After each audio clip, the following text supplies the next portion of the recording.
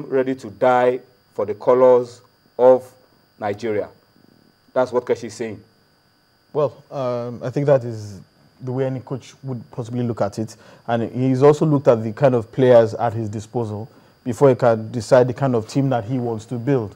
You can't build on nothing. You have to build on exactly what you have. And with the injection of the new players who have, had time to probably stake their own claim in the team as well, it has given him an even bigger headache as to how to select his team for the World Cup. So I'm thinking, you say a team that is willing to die for Nigeria, maybe in the past, because now many of these players, they play for money.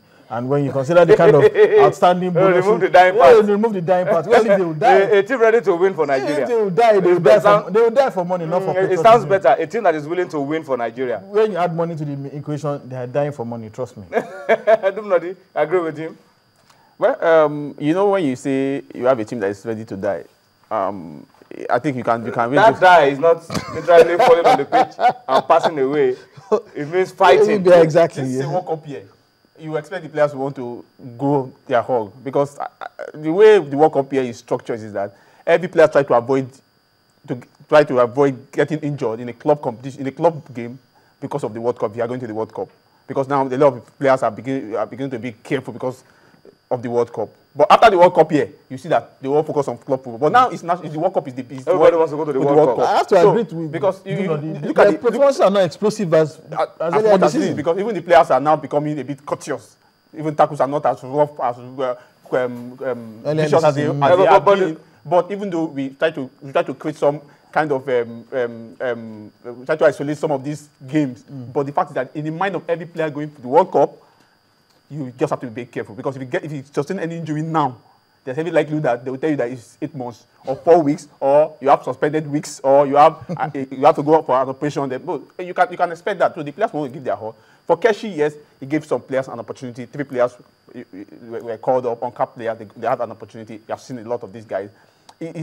When you have this kind of good headache, now the major challenge for you, how do you put this headache together and find the final balance. Find a panacea. But let me come to you. This friendly game that we're seeing on the screen right now, the boys didn't shy away from tackles. Oh no! We said it looked more like a friendly. I mean, with the benefit of hindsight, this was a record crowd. Oh yeah. 95% of those who watched the game were Mexicans. Oh, definitely. It was more like the Eagles playing a game away from home. Yeah. And they were still able to hold their own. I was really impressed with that, with their commitment to the cause. Chasing down every ball, closing down every space. And that was what Keshi was talking about, a team that is difficult to beat. The Eagles' pressing game was the hallmark of their victory in South Africa. The ability to press your opponent into making mistakes, forcing them backwards, will always win you plaudits. Now, pressing your opponents relentlessly is one thing. Being able to finish them off is another thing. When you create the chances. Exactly. He has talked about scoring the goals. Creating a team that is difficult to beat, but he hasn't talked about creating a team that can win games. And because when you create those chances, you don't put them away. You are still giving them opportunities to be alive, I mean, and come back at you. In 1982, the Cameroonian national team came back from the World Cup. They were known as the Indomitable Lions from then on. Why? Because they didn't lose a single game, but they didn't win any. But they were home. This is Nigeria. Our aspirations are beyond that, especially when we come with the tag of African champions. We don't expect to go to the World Cup and just appear. We want to go as far as possible. Already, we have Cameroon and Senegal who have set the benchmark and Ghana. Who have set a benchmark of the quarter placing. It is Nigeria's destiny to either match that or surpass it. And we cannot go and do that at the World Cup by not winning games. By not scoring goals. And by not scoring goals. So if what we do is to raise a team that is able to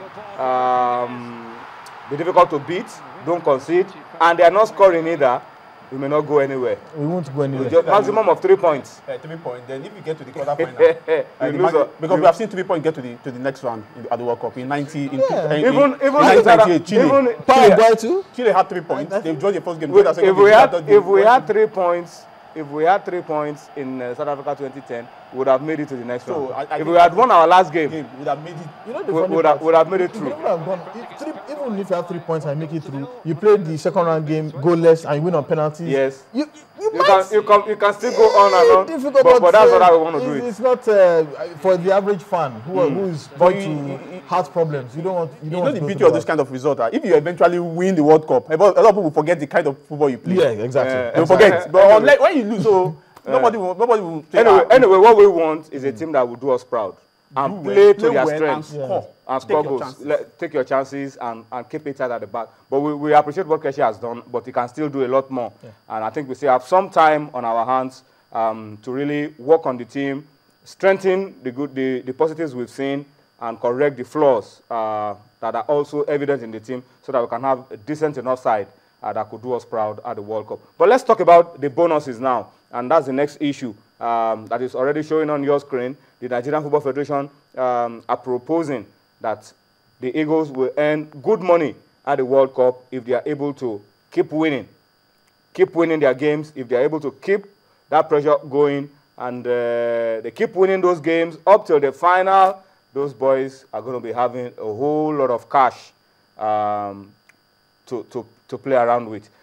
Take a look at what you have on the screen. For the first round, is $10,000 for a win. And if you win 3 at the group stage, that's 30. And then second round, 12,500. Quarterfinals, 15,000. Semifinals, 20,000.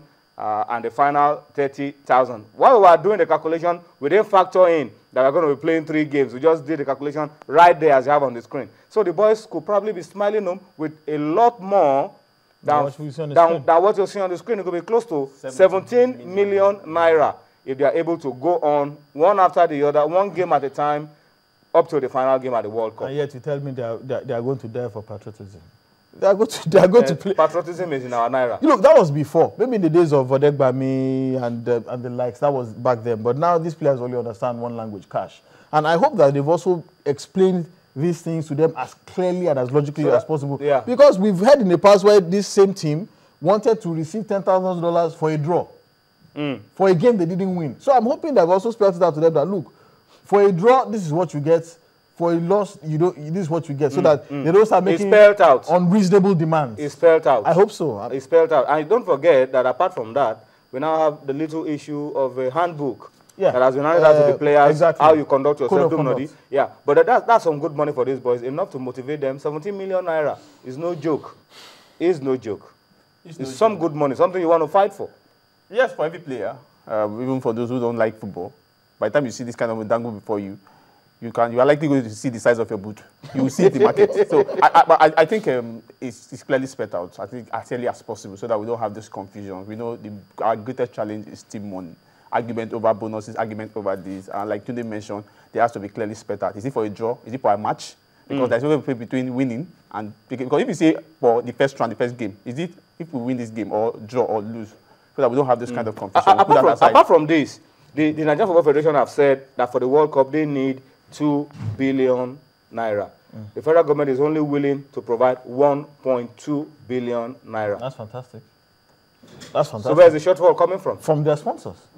Why do they have a marketing department? Why is the Super Eagles African champions if they cannot leverage on the World Cup year, and their sponsors cannot augment? I cannot augment. So I'm thinking, but that's a big issue. Look, if you ask a man for 10 naira and he gives you 6 naira, will you honestly say that he has not tried? Especially when you know that you are not going to make returns. What at the end of the meet? Will they remit at the end of the day? It's not an investment. Let's be candid. They come up with a trophy and they at the end of the day, everybody become medals. Yeah, we are happy. But the truth is, even after they win, we will still pay them money.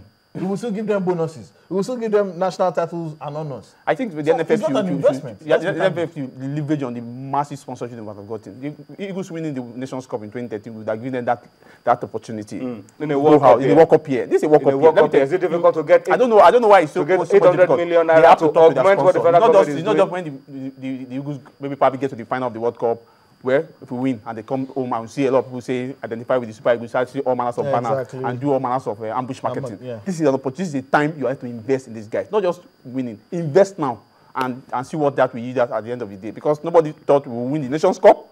The company that went in for the Nations Cup got the biggest share. They got massive image and goodwill. Well, What do you think about what we've just talked about? Please get across to us on Twitter. Let's make this interactive as much as we can. 1.2 provided by the federal government. NFF says no, we need 2 billion. Where will the balance, the outstanding 800 million naira